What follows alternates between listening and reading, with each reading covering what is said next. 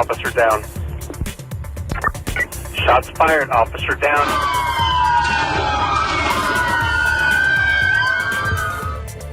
Next on Newsmax Prime, a deadly ambush in Dallas. 5 cops killed. In the aftermath, can we now agree that all lives matter? The presidential candidates cancel campaign appearances today, and yet politics rears its head. President Obama again calls for gun control, while Attorney General Lynch offers encouragement to protesters. Tonight, we'll hear directly from Dallas, and we'll also discuss the rise in animus toward police officers. As always, we call on you to call us with your perspective as Newsmax Prime starts right now.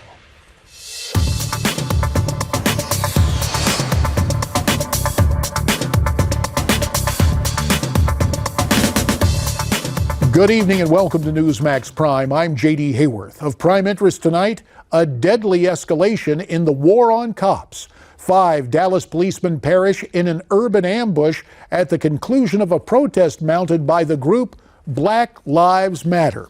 The way I see it, all lives matter. But progressives put pressure on leftist politicians to back away from that common sense observation. Remember when former Maryland Governor Martin O'Malley actually apologized for saying that? Saying he was sorry reveals the sorry state of politically correct posturing.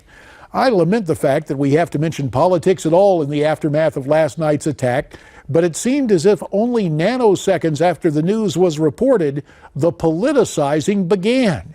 Jesse Jackson decided to declare that this is all Donald Trump's fault.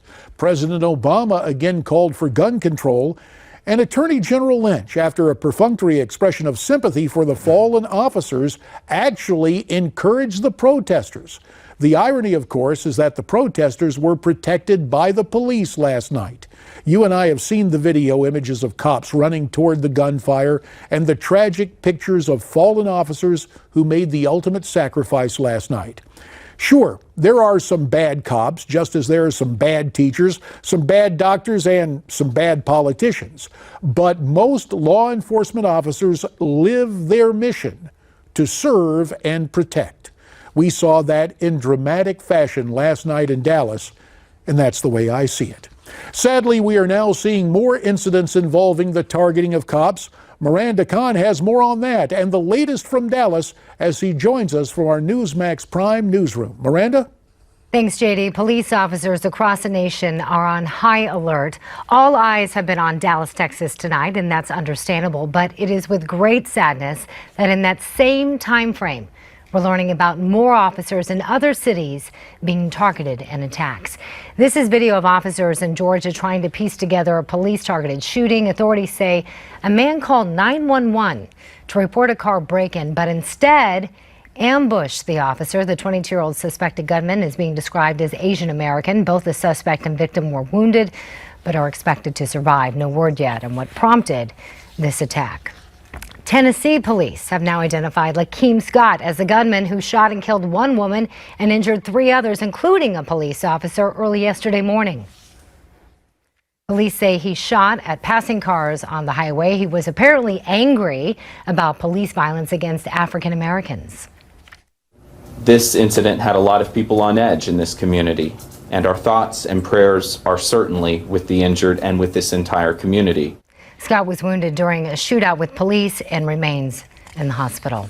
From Georgia to Tennessee, we now make our way to the police ambush in Dallas, Texas, which again is the largest attack on police officers since 9/11. Police have now released the names of the 5 men who died. 4 of the men who were killed were Dallas police officers. Brent Thompson was a Dallas area rapid transit, or what's referred to as a DART officer. Now, a little while ago, Texas Governor Greg Abbott spoke about the shooting. What will be important is to ensure that there are no other potential co-conspirators with this particular assailant. The governor is urging Texans to unify. Meanwhile, Homeland Security Secretary Jay Johnson says the shooter acted alone. There appears to have been one gunman with no known links to or inspiration from any international terrorist organization. With that being said, Johnson says authorities are still investigating whether the shooter was tied to any black separatist groups. He apparently posted a rant about white people on a Black Panther Facebook group page just last week. Now, earlier today, Dallas police officers searched the home of the gunman, Micah Johnson, where they found bomb-making materials, ballistic vests, rifles, ammunition, and a journal where he laid out his plan of attack. JD, back to you.